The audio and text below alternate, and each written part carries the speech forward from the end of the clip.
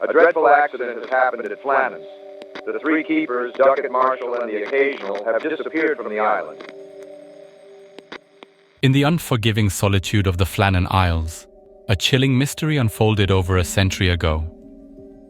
An untouched meal left to cool, a desolate lighthouse echoed with eerie silence, and a logbook that bore cryptic entries. This was the perplexing scene that greeted the relief crew arriving at the Flannan Isles Lighthouse on December 26, 1900. The lighthouse keepers, experienced mariners all, had vanished into thin air. This unsettling disappearance, set against the backdrop of relentless seas and harsh winds, is a mystery that continues to grip the world. Despite a myriad of theories ranging from rogue waves to alien abduction, the fate of the three keepers remains a compelling enigma, a haunting testament to the fathomless mysteries that the sea holds in its impenetrable depths.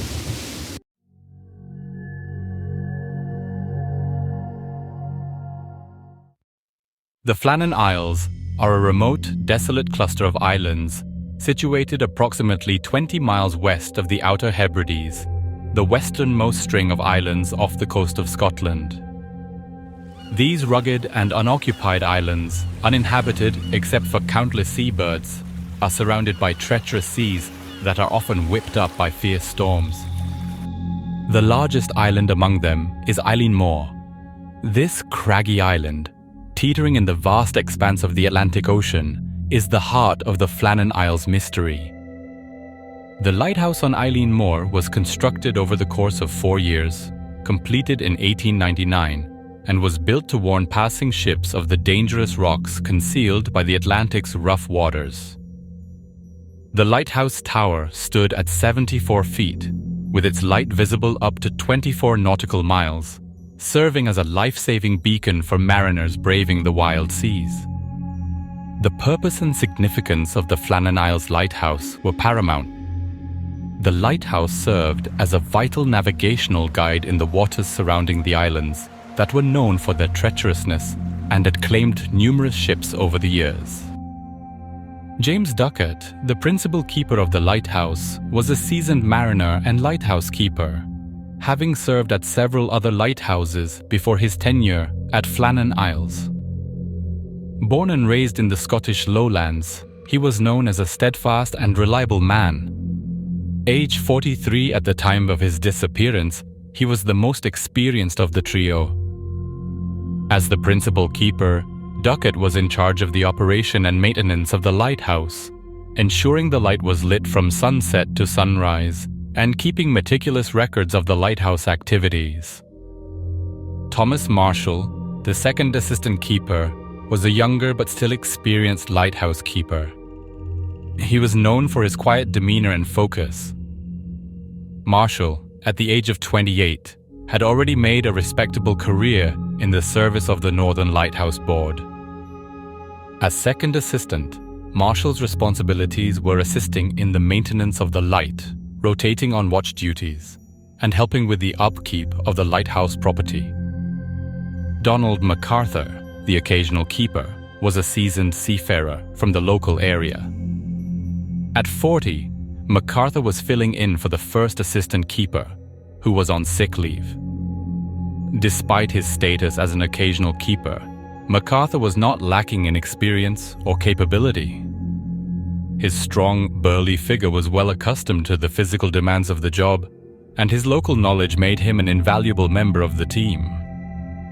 Being the temporary replacement for the first assistant keeper, he was expected to assist in all the duties associated with maintaining the lighthouse and the light it held.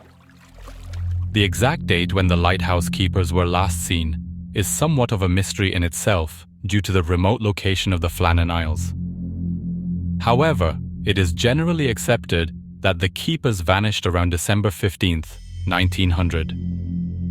This date is primarily based on the last entries made in the lighthouse logbook and the absence of lighthouse reports to the mainland after this point. The weather and sea conditions around the Flannan Isles during December are typically tumultuous. However, the final entries in the lighthouse logbook from December 15th depict an apparent return to normalcy after severe weather conditions. The final entry famously reads, "Storm ended, sea calm, God is over all." This message appears to indicate that the keepers had survived the storm and that everything was under control. While the logs initially seemed typical, later scrutiny revealed some peculiarities. The logs from December 12th and 13 detailed an unusually severe storm and the distress it caused the keepers. Yet, records show that no storms were reported in the area on those dates. Furthermore, the fact that the experienced keepers would be so perturbed by a storm to mention it in the logs seemed strange, adding an eerie detail to the circumstances surrounding their disappearance. On December 26, 1900, relief keeper Joseph Moore arrived at the Flannan Isles aboard the ship Hesperus, expecting to be welcomed by his colleagues. As the ship approached Eileen Moore, the crew blew the ship's horn and sent up a warning flare to signal their arrival. But there was no response from the lighthouse. Moore was dispatched to check the lighthouse. As he ascended the steep cliff leading to the lighthouse, he noticed something was off. The gate and the door to the lighthouse were closed, but the outside coat that should have been hung on its hook was missing. More disturbing was that the keepers were nowhere to be seen. Upon entering the lighthouse, Moore found the place in good order, evidence of the keepers' fastidiousness. The lamp was ready for lighting, and the ashes from the fireplace were cold. Everything appeared normal, from the beds, neatly made, to the kitchen that showed signs of recent use. However, as Moore further explored the lighthouse, he came across a couple of anomalies that puzzled him. A chair was overturned in the kitchen, and there was an uneaten meal on the table. The clock on the wall had stopped, as if time stood still. But perhaps the most telling signs were the missing oilskin coat from its hook, suggesting one of the keepers had left the lighthouse without his outdoor gear, and the missing logbook entries following December the 15th. The meal on the table was a typical one for the lighthouse keepers: mutton, potatoes, and pickles. However, it was untouched, as if the keepers had just set it out but were prevented from enjoying it. The food was cold, indicating it had been left uneaten for quite some time. Despite the harsh weather outside, the meal hadn't been disturbed, further amplifying the eerie quietness that pervaded the lighthouse. The implications of an interrupted meal were significant. It suggested a sudden and unplanned departure from the lighthouse, possibly a reaction to an unforeseen emergency. The keepers were professionals, well versed in their responsibilities. Leaving a meal uneaten was unlike them. It hinted at something that had urgently called them away from their duties. Alongside the uneaten meal, the discovery of the missing oilskin coat added another layer to the intrigue. Only 2 of the 3 oilskin coats were found on their usual hooks, implying one of the keepers had left without one. Considering the harsh climate of the Flannan Isles, going outside without a coat would be reckless. This detail, along with the uneaten meal, seemed to suggest a departure in haste or under duress. The condition of the logbook was also puzzling. The logbook entries were diligently maintained until December 15th. However, the entries ended abruptly after this date, leaving a gap of over a week until the arrival of Moore and the crew of the Hesperus. The final entry, "Storm ended, sea calm, God is over all," was equally bewildering, suggesting that the keepers were alive and well after the storm and raising questions about what might have occurred in the following days.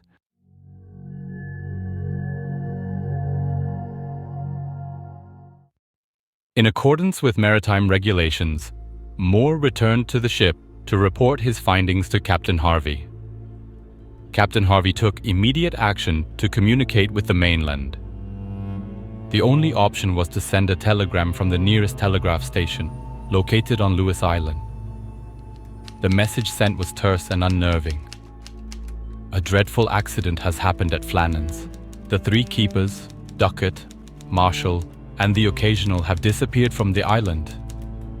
In response, a dedicated investigation team was formed under the jurisdiction of the Northern Lighthouse Board. The team consisted of various experts, including maritime professionals, local authorities, and even geologists, given the rugged and treacherous nature of the Flannan Isles. At the helm was Superintendent Robert Muirhead, a respected figure with deep knowledge of the lighthouse's operations. Muirhead had not only recruited all 3 men, but had also inspected the lighthouse just a week before their disappearance. Inside the lighthouse, Muirhead methodically investigated each room for any signs of physical disturbance or struggle. Despite the bizarre circumstances, the lighthouse was in pristine condition. Beds were made, dishes cleaned, and the lighthouse machinery was in working order. There were no signs of a break-in or any physical struggle. The light was in working order, and there were no apparent technical issues that might have contributed to the men's disappearance. It was clear that whatever had occurred, it was not due to a failure in the lighthouse's operation. The boat used by the lighthouse keepers was found secure in its place, indicating they had not attempted to leave the island by sea. The path leading from the docking area to the lighthouse was also thoroughly inspected. It was a well-trodden route with no signs of any recent disturbances. The absence of footprints other than their own gave the investigators an uncanny feeling. The team expanded their search to the craggy cliffs and the surrounding sea. They looked for signs of the keepers, any personal belongings, clothing, or even bodies that might have been washed ashore. But the sea, as though guarding its secrets, yielded nothing. The living quarters of the keepers were located within the lighthouse. These rooms offered a glimpse into their lives. Tidy beds, personal belongings neatly organized, and walls adorned with pictures of loved ones. The rooms were as the men had left them, a snapshot frozen in time, amplifying the air of mystery. By the end of the island inspection, the only thing that was clear was that the lighthouse keepers had disappeared without a trace.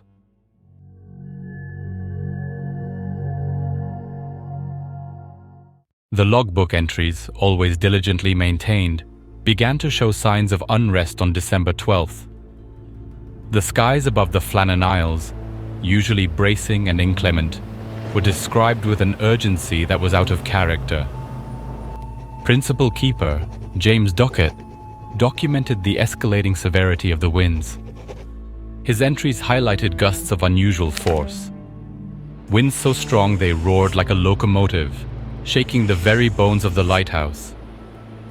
Each passing day the storm grew, culminating on December 15th, with a wind so powerful that it was described as capable of uprooting the very cliffs themselves. Reading through these logbook entries, one can't help but consider the possibility that the extreme weather conditions played a significant part in the keeper's disappearance. Amidst the cataloguing of the ferocious weather conditions, the logbook entries also hint at changes in the behavior of the keepers. Normally calm and even-tempered, Duckett's writing style began to take on a more frantic edge. His notes, once neat and methodical, became hasty and unsettled. The entries also revealed Assistant Keeper Thomas Marshall as unusually silent. This was contrary to his generally talkative nature. His absence from the logbook pages suggests an unusual level of distraction or unease. Most striking was the description of the typically stoic William MacArthur. Known for his robust personality, he was noted to be weeping on December 13th.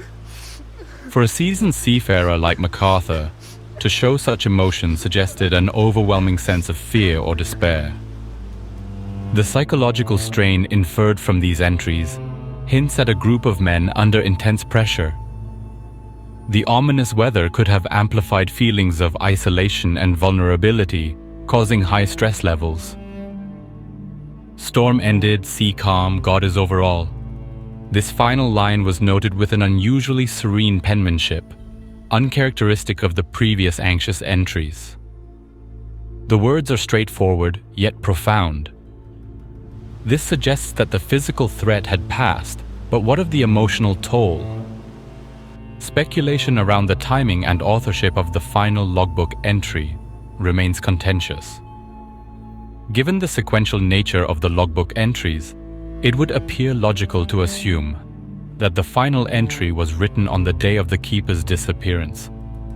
But who wrote it? When you compare the little information we have about the incident with the logbook entries, these entries become the main support for several theories about what happened to the keepers. Let's take a look at some of the most popular theories.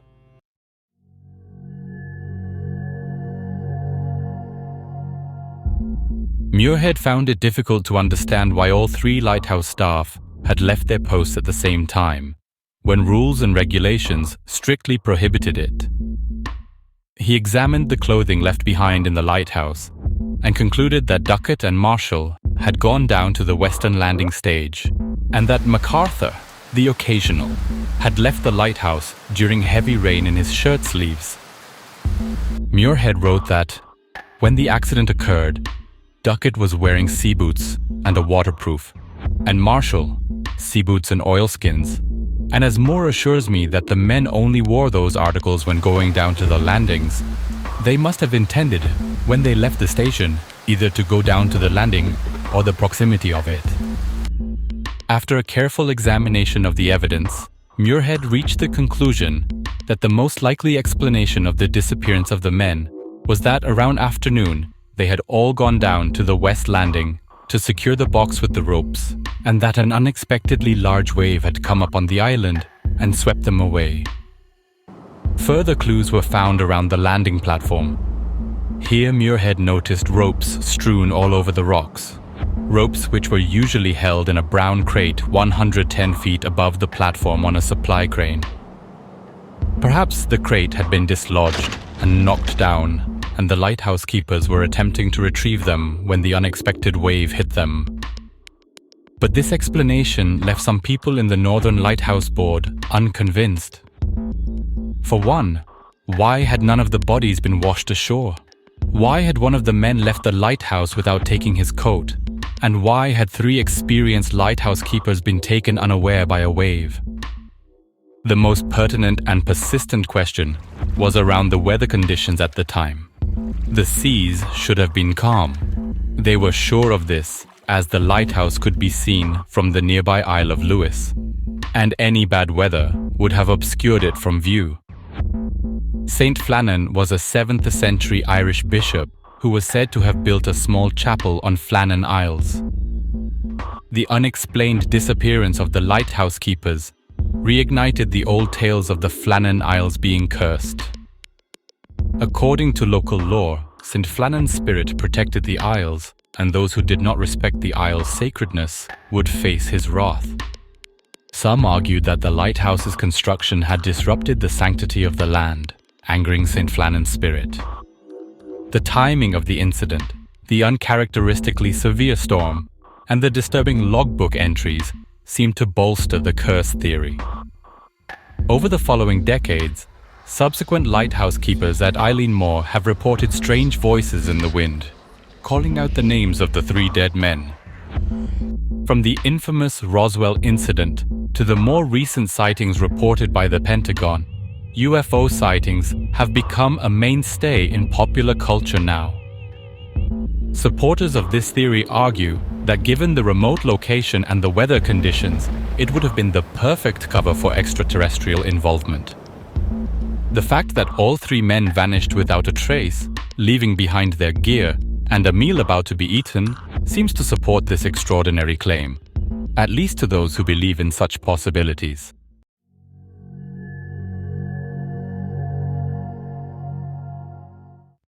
When we encounter a mystery, where no single explanation covers all its aspects, it often implies that despite seeming less probable, multiple factors are at play.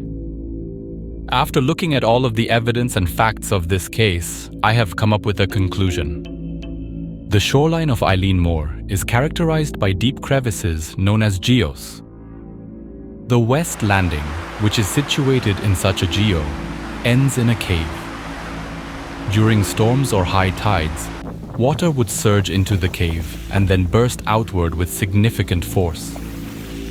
I would also like to mention here that Marshall had previously been fined 5 shillings when his equipment was swept away in a severe gale.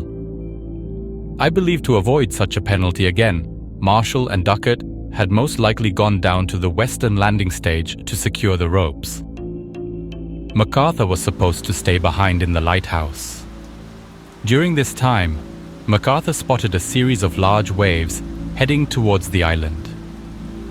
Aware of the impending danger to his colleagues, he may have rushed towards them to alert them, only to be swept away by the violent waves. This explains the indoor oilskins and MacArthur's coat remaining on its peg. It also aligns with the discovered facts, the set table, the missing gear, and the logbook entries. This theory could also account for the absence of all 3 men, even though the regulations mandated that one person should always remain indoors.